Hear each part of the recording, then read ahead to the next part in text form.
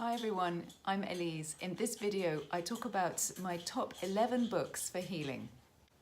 So first of all, I want to say that in this video, I'm not going to talk about shamanism. I'm not going to talk about alchemy. I'm not going to talk about aromatherapy or homeopathy or any of that good stuff, because I just want to focus on energy healing and subtle energy healing. So and that could include touch healing, and it can include distance healing. So distance can be 10 centimeters or it can be several hundred miles. So having said that, the first book that I want to talk about is this one, and this is called Reiki Shamanism. And I really like this book because it's the book that really introduced me to the concept of distance healing and how that could be a really great thing. And also, Jim Pathfinder Ewing is very big on, protection in non-ordinary reality. So what does that mean? So when we do out-of-body healing, when we do distance healing, we might come across entities that are very, very strongly negative. Okay, so you might think, oh, Elise, you're so narrow-minded, don't you know there's no difference between good and evil, it's just a human construct, blah, blah, blah. That being said, please listen to me, because I have a lot of experience in this environment, and I can tell you that there are a lot of things out there that do not have your best interests at heart. So please don't go into non-ordinary reality without, serious protection.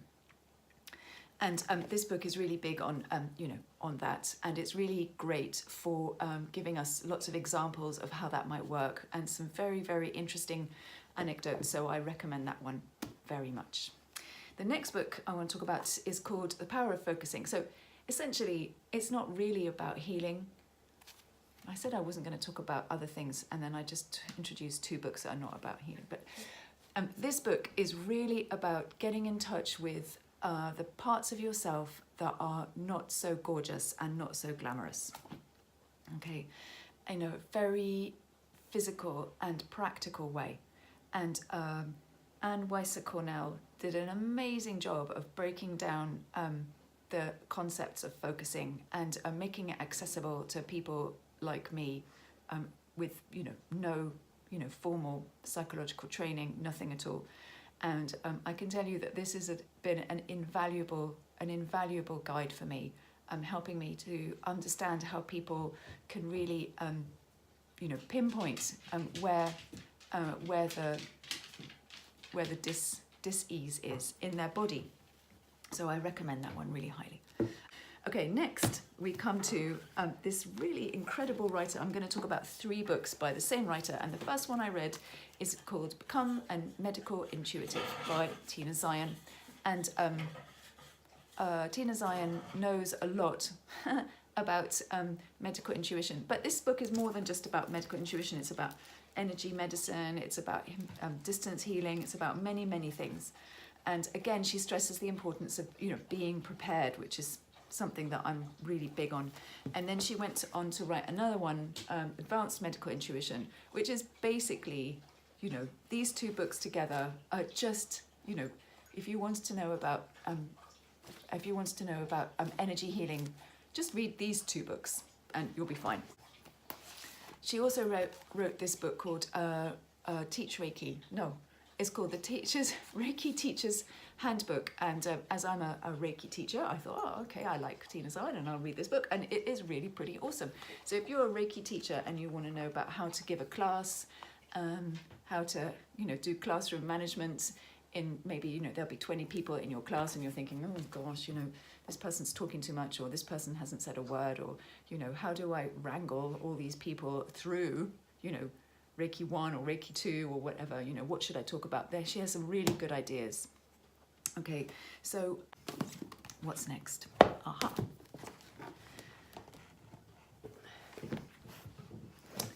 Okay, so coming up next is Develop Your Medical Intuition by Sherrie Dillard. I hope I pronounced that right. So as you can see, Elise likes this because of a ton of post-its that are inside. And this is a really awesome book for finding out what kind of intuitive you are, right? So, because people think, oh, you know, to be a really great intuitive, I must learn how to see auras, or to be a really great medical intuitive, or to be a really great healer. You know, if I can't hear my spirit guides, then I'm worthless. Absolutely no, no, no.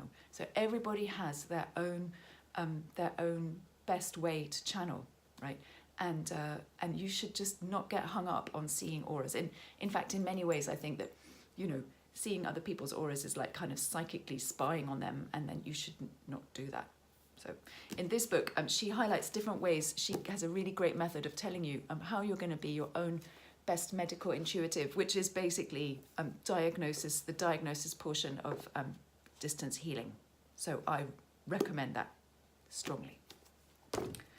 So having said that I wasn't going to talk about alchemy or shamanism or any of that, here is a book about dreams.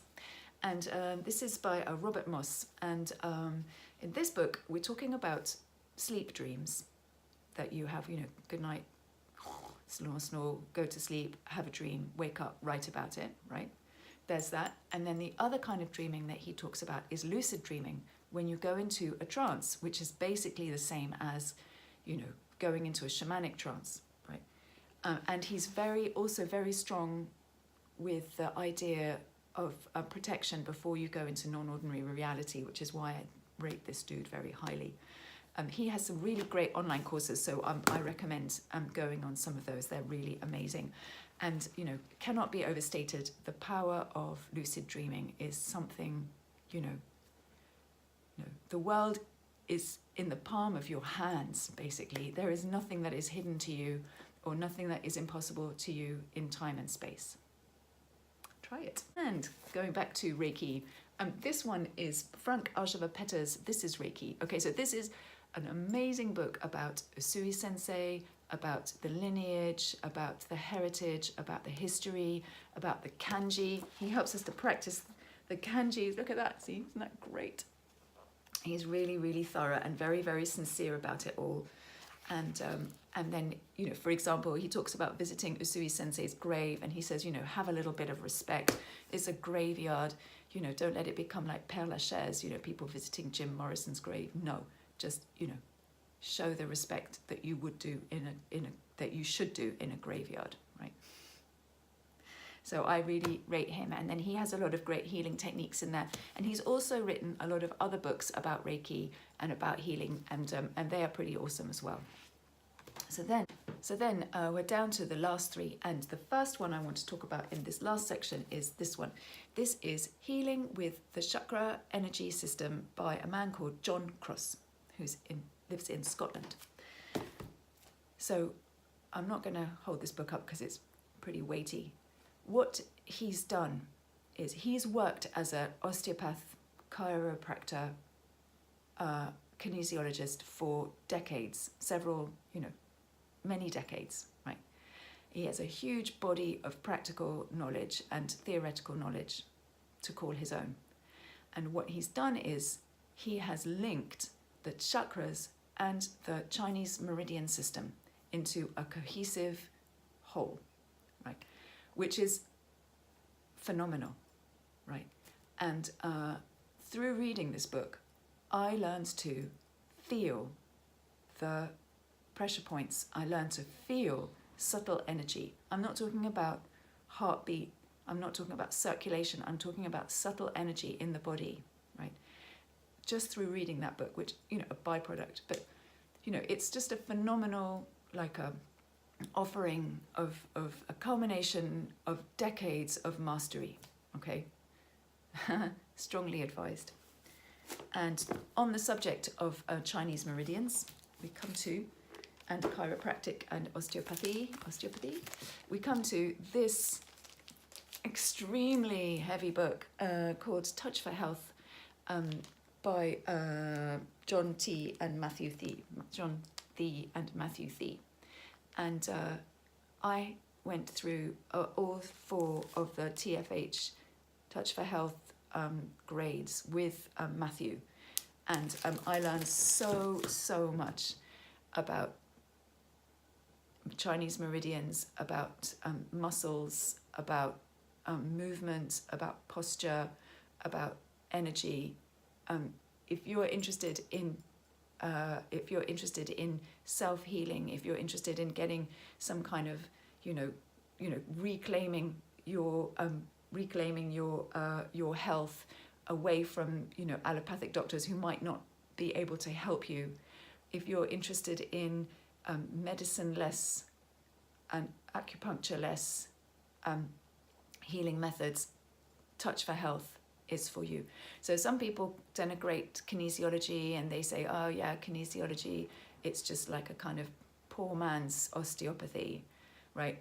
Guys, it works, right? It works. It gives back the power of healing to the individual, right? Please, please, please don't denigrate that, right? We should all be our own best resources, right?